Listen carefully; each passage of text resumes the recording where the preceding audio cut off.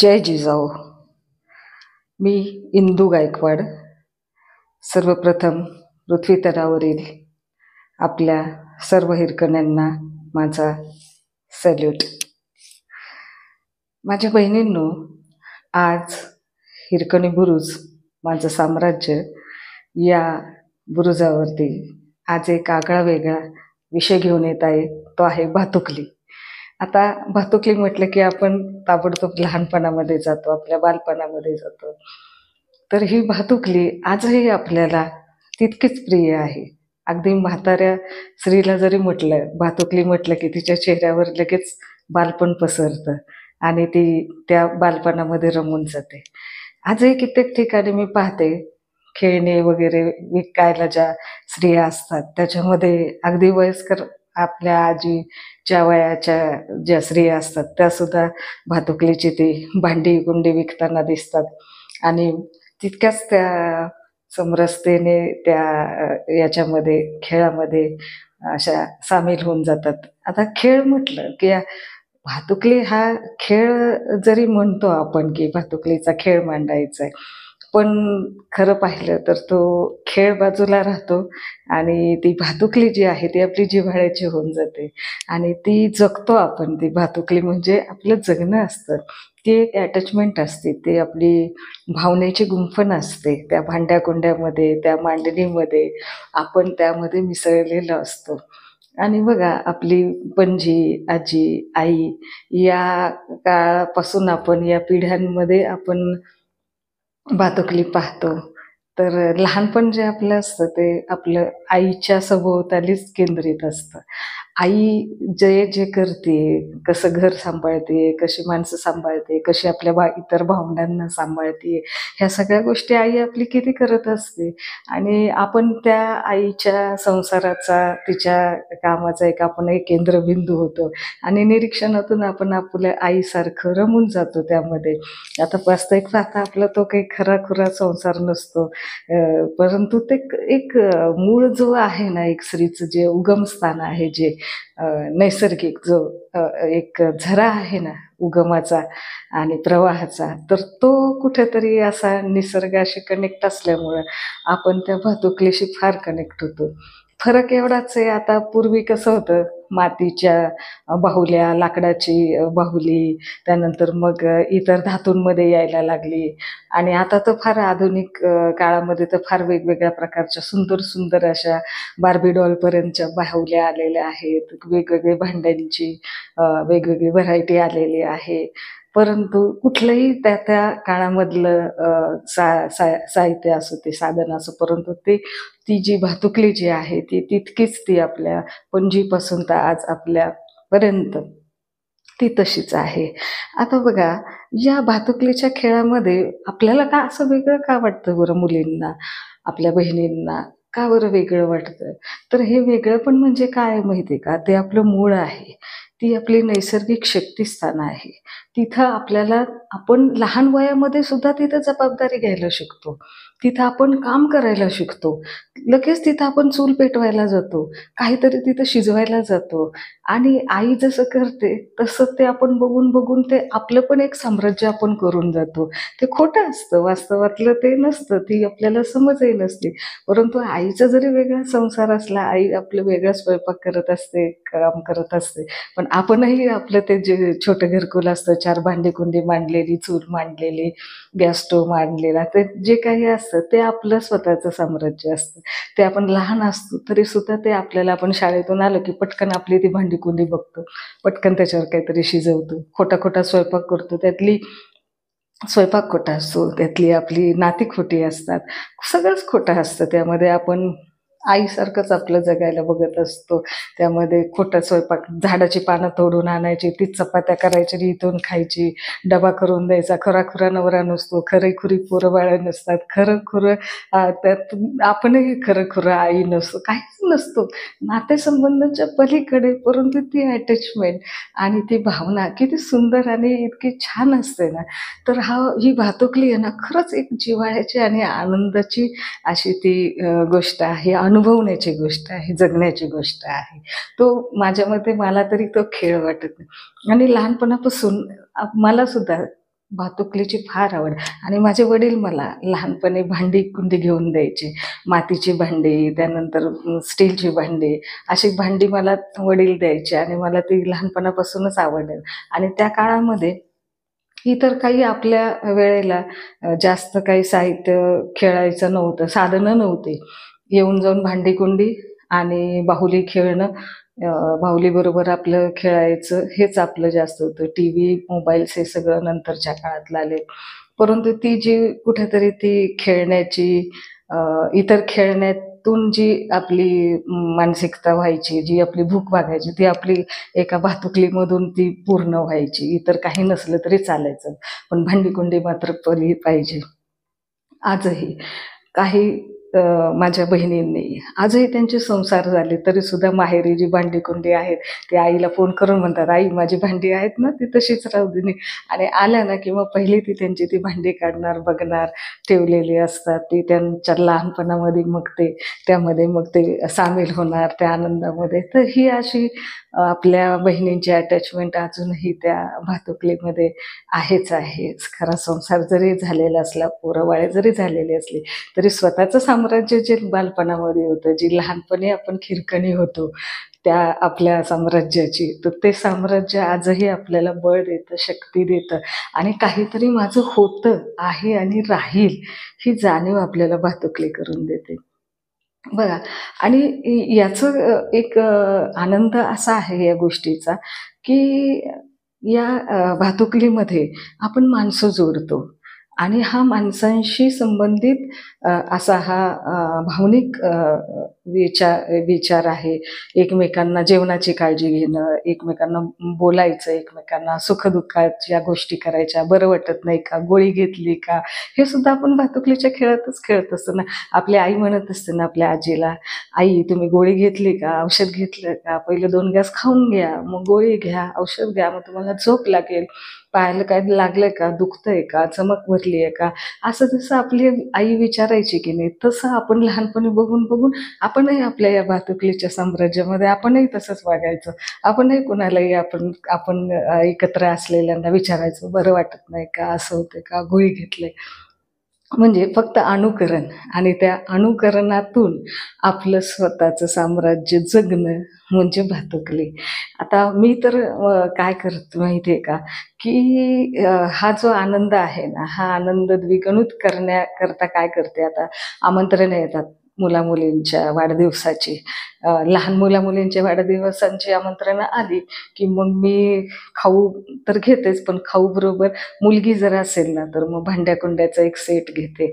अगदी मातीची भांडी असो किंवा स्टीलची भांडी असो, एक छोटासा आपला सेट घेते आणि तो मी त्या मुलीच्या हातात देते. त्यावेळेला तिच्या चेहऱ्यावर ओसंडून वाहणारा आनंद पाहिला ना, की कुठेतरी मला माझं सार्थक वाटतं, की काहीतरी मी तिला दिलं आणि असं दिलंय, की जे तिला तिचं बळ देणारं आहे. ती त्याच्यात मन रमणारी आहे. त्याला ते आठवण काढून पुन्हा आठवणींना उजाळा देणार आहे यापुढे सुद्धा. मग तिच्यापुढे असलेले टेडी बिअर्स असू दे, मोठे-मोठे पॅकिंग केलेले गिफ्ट्स असू दे, काही ज्वेलरी असू दे किंवा काही दुसऱ्या गोष्टी असू देत. पण ती मुलगी पहिली ती भांडी-कुंडी घेते, उघडते आणि तिच्या चेहऱ्यावरती एक आनंद असतो. एक काहीतरी तिला तिचं काहीतरी मिळालं, असं समाधान तिच्या चेहऱ्यावरती असतं आणि ते पाहिलं की खूप छान वाटतं. मग मी असा जो प्रयोग आहे ना, तो करत आलेली आहे. त्यामुळं कधीही त्याचा आनंद हा कधीही संपत नाही. कधीही त्याचं समाधान कधीही आटत नाही. आता लॉकडाऊनच्या वेळेला मी हा अनुभव घेतला त्याचा प्रत्यक्ष. जेव्हा आपण घरी होतो फार दुःखद प्रसंगामध्ये, सर्वांच्या संकट काळाचा वेळ तो काळ होता, ऐट काळ होता.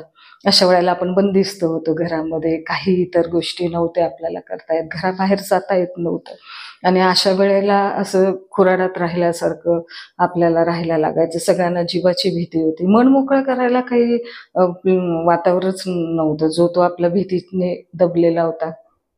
अशी काही विचारांची देवाणघेवाण नव्हती. जास्त काही कोणाशी संपर्क पण नव्हता. तर अशा वेळेला मुलींना ज्यांना मी हे भांडी-कुंडीची गिफ्ट दिली होती की नाही, नंतर मी त्यांना फोन करून विचारलं, जेव्हा आपलं लॉकडाऊन संपलं आणि आपलं सुरळीत झालं सगळं काही, आपण बाहेर पडायला लागलो, फिरायला लागलो, मिसळायला लागलो.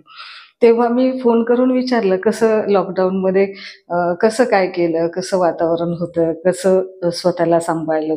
त्यावेळेला बऱ्याच माझ्या बहिणींनी, लहान-मोठ्या त्यांनी मला अनुभव सांगितला, की "अगं तू ते आम्हाला भांडी-कुंडी दिलेली की नाही, ती बाहुली दिली की नाही, त्याच्याबरोबर आम्ही रोज खेळायचो, गप्पा मारायचो आणि त्याच्यामध्ये इतकं समरसून जायचं, की असा आजूबाजूचा पण विसर पडायचा आणि कुठेतरी स्वतःच्या अस्तित्वाची जाणीव व्हायची. असं वाटायचं, की आहे ना आपलं काहीतरी. आपलं साम्राज्य आहे ना इथं. कुठेतरी त्याला एक छोटी जागा का होईना, पण तिथं आपण ते मांडलेलं आहे आणि त्याच्याशी रोज गप्पा मारणं, त्याच्यामध्ये रोज काही करणं. कधी-कधी तर आम्ही मातीची चूल जी छोटी होती, ती चूल पण पेटवायचो. त्याच्यावर चहा करून प्यायचो गरमागरम आणि मन असं इतकं समाधानाने भरून जायचं, छान वाटायचं अगदी.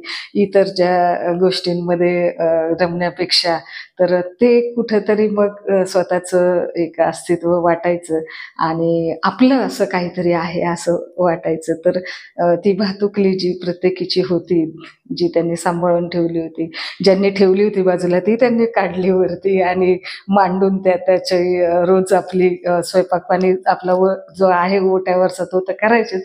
परंतु इथंही एक विरंगुळा म्हणून आणि एक आनंद म्हणून, त्या आठवणी म्हणून, ते बालपण जगायचं म्हणून त्या त्या त्यांच्या भातुकलीचा सगळं त्याचा आनंद घ्यायच्या. तर ही एक मला लॉकडाऊनच्या काळामध्ये खूप छान मला अनुभव ऐकायला मिळाला. म्हणजे कुठेतरी मी जे गिफ्ट दिलं, त्यांना जो आनंदाचा क्षण दिला, तो कुठेतरी कधीतरी कामी आला आणि तो असा कामी आला, की तो त्यांना समाधान देऊन गेला. त्यांना त्यांचं साम्राज्य जगायला देऊन गेला. तर अशी गोष्ट या बातुकलीमध्ये आहे. ती बरीच ताकद त्याच्यामध्ये आहे. इतर खेळ तर आहेतच आहे, पण आता इथून पुढे मुलींना सुद्धा मोबाईल आहेत. मोबाईलमध्ये तुम्ही शिकता रेसिपी कशी करायची, काय करायची, परंतु चूल कशी पेटवायची, कसं अन्न शिजवायचं, कसं खाऊ घालायचं प्रेमाने, कसं स्वतः आनंदाने खायचं. तर हे आपल्याला उपजत असतं, नैसर्गिक असतं. ते आपल्याला या भातुकलीच्या खेळातून, आपल्या साम्राज्यातून आपल्याला जगता येतं. आपल्याला दुसऱ्याला जगवता येतं. तर ही जी नैसर्गिक प्रेरणा आहे, नैसर्गिक आपला अंतर्स्रोत आहे, स्त्रीचा, शक्तीचा उगमस्थान आहे. तो या चूल पेटवण्यामध्ये आहे, अन्न शिजवण्यामध्ये आहे आणि वाटण्यामध्ये आहे. मोबाईलच्या जमान्यामध्ये सर्व गोष्टी आहेत, परंतु आपलं मूळ स्थान हे आपल्या आतमध्ये आहे. तर या गोष्टींबरोबरच अभ्यास आणि आपली भातुकली या दोन्ही गोष्टी असल्या पाहिजेत. अभ्यास झाल्यानंतर आपला थोडा वेळ हा आपण आपल्यासाठी असावा. तो आपण आपल्यासाठी जर खर्च करायचा असेल, आनंदाने जगायचं असेल, तर आपण एक छोटासा प्रयोग करून बघा. भातुकलीसाठी 4 भांडी घेऊन या. आपली मातीची असू दे, स्टीलची असू दे, कशी. आता स्टीलचे तांब्याची आणि पितळेचे तर सेट फार महागडे 3,000-4,000 पर्यंत जातात. एवढे आपल्याला काही आवश्यकता नाही. पण आपली 4 भांडी जरी घेतली, एक मातीची चूल किंवा मातीची भांडी घेतली 4, तरीसुद्धा ती आपण एक हक्काने ठेवायची आणि आपला अभ्यास आणि ही गोष्टसुद्धा ती आपल्या आणि ते करण्यामागे एक गोष्ट अशी आहे, की त्याच्यामध्ये आपली मानसिकता पण टिकून राहते. बऱ्यापैकी मेंटली स्टेबल आपण असतो. कितीही आपला अपमान झाला, कितीही आपल्याला कोणी घालून पाडून बोललं, भांडणं-तंटे झाले, कुठं आपल्याला अपयश आलं, कुठेही तर त्रागा करून न घेता आपण त्या गोष्टीमध्ये मन आपण गुंतवू शकतो आणि खूप शांत होऊन जातो. म्हणजे संयमित करतो स्वतःला. त्या गोष्टींचं खापर इतरांवर फोडणं, भांडणं करणं हा प्र ही जी गोष्ट असते ती आपोआप बाजूला सरली जाते आणि इथं आपण शांततेने, समाधानाने आपण आपल्या जगामध्ये जगू शकतो. तर हे मानसिकता टिकवून ठेवण्यासाठी सुद्धा भातुकली खूप महत्त्वाची आहे आणि ती आपल्याला भक्कम आधार देते. तर या भातुकलीमुळं आपल्याला जे वेगळ्या गोष्टी ची सवय लागत नाही. म्हणजे सर्व गोष्ट शेवटी मानसिकतेशीच असते. आज परिस्थिती इतकी भयानक आहे, की स्त्रियांना वेगवेगळ्या ठिकाणी वेगवेगळ्या संकटांना जावं लागतंय, अपमानाला सामोरं जावं लागतं. वेगवेगळ्या ठिकाणी अपयशाला सामोरं जावं लागतं. अशा वेळेला जेवण, झोप, शरीरावरती अतिशय विपरीत परिणाम होतात. व्यायामाचा अभाव, त्यानंतर जबाबदाऱ्या जास्त पडल्या घरातल्या मुलाबाळांच्या, कुटुंबाच्या, नवऱ्याच्या, सर्वच माणसांच्या जबाबदाऱ्या स्त्रीवरती अतिशय जास्त प्रमाणामध्ये आज सत्य परिस्थितीत आहेत. तिचा वेळ सगळा नोकरीमध्ये, कामधंद्यामध्ये सकाळपासून रात्रीपर्यंत तिचा वेळ जात असतो. तिला स्वतःला मानसिक शांतताच मिळत नाही आणि मग अशा वेळेला तिला मानसिक शांततेसाठी गोळ्या खाव्या लागतात, झोपेची गोळी खावी लागते, मेंटली परिणाम होत आहे, ते डिप्रेशन यायला लागलेलं आहे, थकवा यायला लागलेला आहे, फिजिकली खाणं पिण्याची आवाळ होते, त्यामुळे झोप व्यवस्थित येत नाही, अंगातलं हिमोग्लोबिनचं प्रमाण स्त्रियांचं हल्ली भयंकर कमी होत चाललेलं आहे, 5 आणि 6 प्रमाण होत चाललेलं आहे, त्याचाही परिणाम स्त्रीच्या शरीरावर भयानक होतोय. माझ्या बहिणी अत्यंत शारीरिक हालाखीमध्ये जगत आहेत. त्यांना व्यवस्थित वेळेवर जेवण मिळत नाही, बाहेरचं काहीतरी घेऊन खावं लागतं. तर अशा म्हणजे त्यांना जरी मोबाईलचं साम्राज्य असलं, पैशाचं साम्राज्य असलं, इतर सुखसोयींचं जरी साम्राज्य असलं, की बाबा आता वॉशिंग मशीन आहे, सगळ्या मशिनी आहेत, घरी काम करायला कामवाल्या आहेत, सगळ्या गोष्टी आहेत, पण तरी कुठंतरी माझ्या बहिणी ह्या आतमधून खंगावलेल्या आहेत, कवमेजलेल्या आहेत, दुखावलेल्या आहेत, अपमानित झालेल्या आहेत. तर इतकं वरून दिसतं तितकं साधं सोपं या माझ्या बहिणी जगत नाही आहेत. संकटात आणि डिप्रेशनमध्येच जगत आहेत. 2 पैसे जरी कमवत असल्या तरी त्याचा उपभोग घ्यायला त्यांचं शरीर पण सक्षम नाही, मन पण सक्षम नाही. अशा वेळेला आता आपल्यालाच खरी गरज आहे की आपण कुठं सक्षम होऊ शकतो, कुठं आपल्याला शांतता लाभू शकते, आपला अंतर्स्रोत आपल्याला आपलं बलस्थान दाखवू शकतोय. अशा या गोष्टींचा आपण शोध घ्यायचा आहे आणि शोध तो असा घ्यायचा की आपल्या स्वतःमध्ये घ्यायचा. तो इतर कोणीही आपल्याला तो शोध दाखवणारा नाही आहे. त्यामुळं आपण या गोष्टीचा अवलंब केला पाहिजे, प्रयत्न केला पाहिजे की आपल्याला अशी गोष्ट शोधून काढली पाहिजे जी आपल्याला मानसिक शांतता देऊ शकेल. तर असा लॉकडाऊनच्या काळामध्ये या भातुकलीने, या 4 भांड्याकुंड्यांनी, चुलीने आपल्याला फार छान वेळ संतुलित करायला मदत केलेली आहे. आपल्याला आपल्यातलं बलस्थान दाखवलेलं आहे. आपली ऊर्जा आणि आपली अटॅचमेंट मूळ कशाशी आहे हे पण आपल्याला दाखवलेलं आहे. तर या भातुकलीमध्ये आपल्याला आपलं जीवन शोधता येतंय, आपली शांतता शोधता येते, आपले अस्तित्व शोधता येतं, आपलं साम्राज्य आपण जे लहानपणी जगलेलं असतो, आजही जगायचं असतं आपल्याला आणि आपल्याला इथून पुढच्या पिढींनाही, आपल्या मुलींनाही जर आपल्याला अशा पद्धतीनं जर आपल्याला शांततेत आणि स्ट्रॉंग मानसिकतेमध्ये जगवायचं असेल तर फक्त कमर्शियल जग आणि बाकीच्याच गोष्टींना लक्ष न देता आपण या गोष्टींकडेही पाहिलं पाहिजे. जसं आपली पणजी, आजी, आई यांनी आपल्याला जसं स्वावलंबी केलं, आपल्याला कणखर बनवलं, आपल्याला या साऱ्या गोष्टी दिल्या, त्या आपण शिकलो, त्यांच्याकडनं अनुभवलो, तसंच आपण आपल्या पुढच्या पिढींना पण, आजूबाजूच्या मुलींना, आपल्या लहान मोठ्या होणाऱ्या हिरकण्यांना आपण या गोष्टींची जाणीव करून दिली पाहिजे. आणि आपणच कुठेही आपण गेलो, त्यांच्या वाढदिवसाला म्हणा किंवा त्यांच्या काही महत्त्वाच्या प्रसंगांच्या वेळेला जर आपण गेलो तर अशा वेळेला नक्की आपली भातुकली, नक्की भातुकलीचा सेट आणि भातुकलीचं जे स्थान आहे ते त्यांना आपण देऊयात. छान छान सुंदर बाहुल्या देऊयात आणि सुंदरपणे काहीतरी जगण्याची एक त्यांच्या मूळ अस्तित्वाची एक जाणीव करून देऊयात आणि आपण सर्वांनी या बाबतीमध्ये पुढाकार घेऊयात. आपणही छान जगूयात, आपणही भातुकलीचा आनंद घेऊयात, घेतच आहोत. खराखुरा संसार आपण करतच आहोत, पण कुठेतरी या खऱ्या संसाराच्या बरोबर या गॅस शेगडीच्या बरोबर एक कुठेतरी आपली मातीची चूल पण ठेवूयात, जी आपल्याला रोज येता जाता दिसेल आणि आपलं अस्तित्व दाखवेल, आपलं आनंद, समाधान आणि आपलं मूळ स्थान दाखवेल. तर अशा दोन्ही, एक मातीची चूल आणि एक आपली गॅस शेगडी, अशा दोन्हीही आपल्याही घरामध्ये असल्या पाहिजेत. येणाऱ्या आपल्या मुलींच्याही घरामध्ये त्या असाव्यात आणि आजही त्यांच्याजवळ त्या अभ्यासाबरोबरच एका बाजूला अभ्यास, एका बाजूला त्यांची मातीची चूल, या दोन्ही गोष्टी जेव्हा त्यांच्या डोळ्यासमोर असतील, या दोन्ही गोष्टींना त्या बॅलन्स करायला लागतील, या दोन्ही गोष्टींची जाणीव त्यांना होईल. हा शक्तीचा उगमस्रोत जो आहे, हा अभ्यासाचा, शिक्षणाचा आणि हा आपल्या नैसर्गिक संसाराचा, आपल्या अटॅचमेंटचा, आपल्या भावनांचा, आपल्या स्त्रीत्वाचा, आपल्या वैभवाचा, आपल्या साम्राज्याचा, तर या दोन्हीचा बॅलन्स आपल्याला इथं आहे. हा जो आपला बुरुज आहे, हा निसर्गाने दिलेला जो बुरुज आहे, शक्तीचं स्थान जे आहे, ही शक्ती अवतीभोवतीची सगळी एकवटलेली आहे ती याच ठिकाणी, आणि या ठिकाणी ती जी शक्ती आहे त्या शक्तीला आपण जपायचे, त्याला राखून ठेवायचे आणि आपल्याला पुढच्या पिढीला सुद्धा ती शक्ती प्रदान करायची आहे. त्यांना दाखवायचे की ही शक्ती इथंच आहे, याला बाहेर शोधण्याची गरज नाही आहे. तर या सर्व शक्तींना एकवटून आपण आपलं साम्राज्य छानपैकी जगवूयात आणि आनंदाने सर्वांना घेऊन पुढे जाऊयात. पुन्हा भेटूया. धन्यवाद.